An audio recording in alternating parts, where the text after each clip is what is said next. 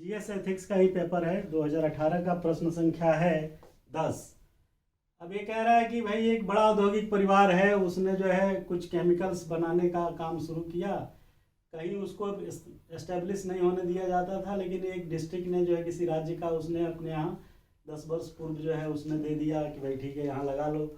और ये पता था कि भाई इसका दुष्प्रभाव पड़ेगा, क्योंकि इससे केमिकल्स जो रिसेंगे उससे जो है तमाम तरीके की समस्याएं पैदा होगी, आंदोलन शुरू हो जाएंगे, गंभीर कानून व्यवस्था की समस्या हो जाएगी, पुलिस को सख्त कदम उठाने पड़ेंगे। जनक्रोश के पश्चात राज्य सरकार ने फैक्ट्री बंद करने का आदेश दे दिया। वाह जी भाई, ये तो होना ही था। फैक्ट्री के बंद होने के परिणाम स्वरूप न केवल वहाँ काम करने वाले श्रमिक बेरोजगार भी, अपितु बाकी एंसेलरीज के लोग भी बेरोजगार हो गए, तो स्वाभाविक है।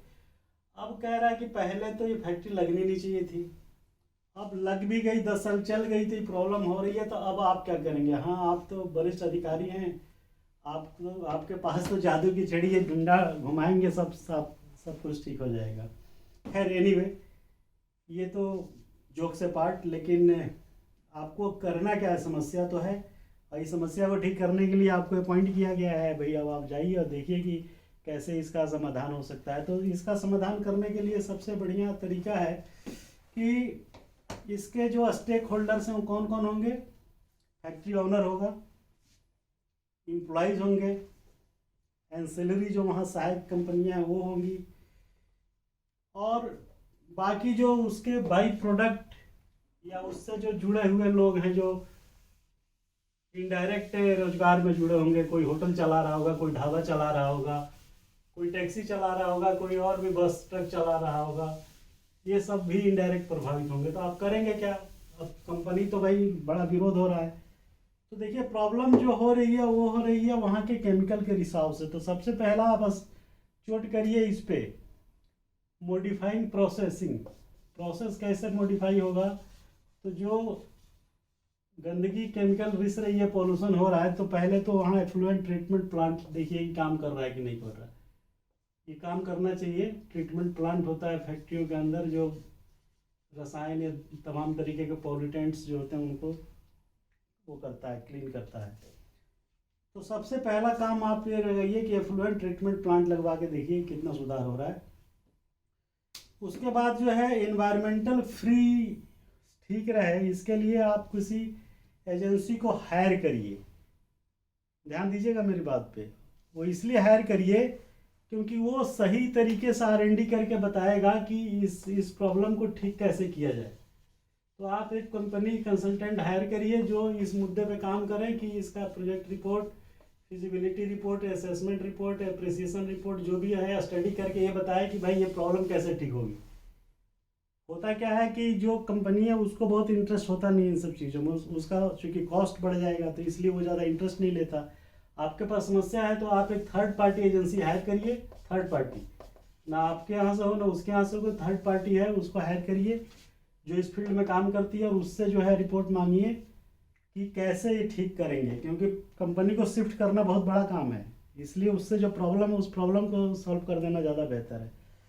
तो ये करिए। तीसरा जो है इसका सोशियो एनवायरनमेंट इम्पैक्ट असेसमेंट भी कराइए कि वाकई इससे कितनी प्रॉब्लम है, प्रॉब्लम का क्वांटम कितना है। तो इसके लिए जो है socio economic and environmental impact,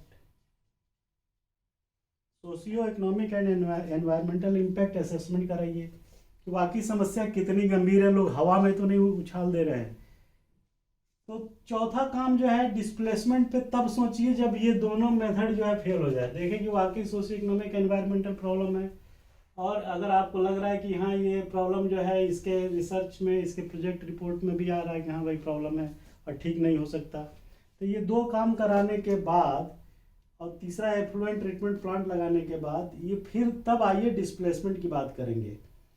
क्योंकि डिस्प्लेसमेंट करना आसान है, आसान इतना नहीं है जितना कह दिया जाएगा, क्योंकि पूरा सेटअप चेंज करना करोड़ों रुपए का वो है।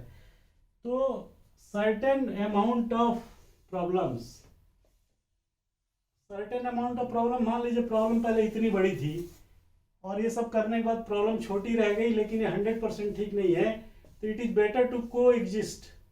लोगों को और उस सिस्टम को वहाँ सह-अस्तित्व के तहत रहने दिया जाए, सिम्बायोसिस की थ्योरी की तरह, जिससे दोनों की विन विन सिचुएशन रहे। अदरवाइज फैक्ट्री को शिफ्ट कर देंगे तब भी प्रॉब्लम जो है भुखमरी की, बेरोजगारी की और शिक्षा अशिक्षा ये सब चीज़ें शुरू होने लगेगी। तो डिस्प्लेसमेंट के बारे में बहुत कम सोचिए, क्योंकि अगर इन सब करने से कुछ कम हो जाए तो अच्छी बात है, उसके साथ कोई एग्जिस्टेंस कर लेंगे।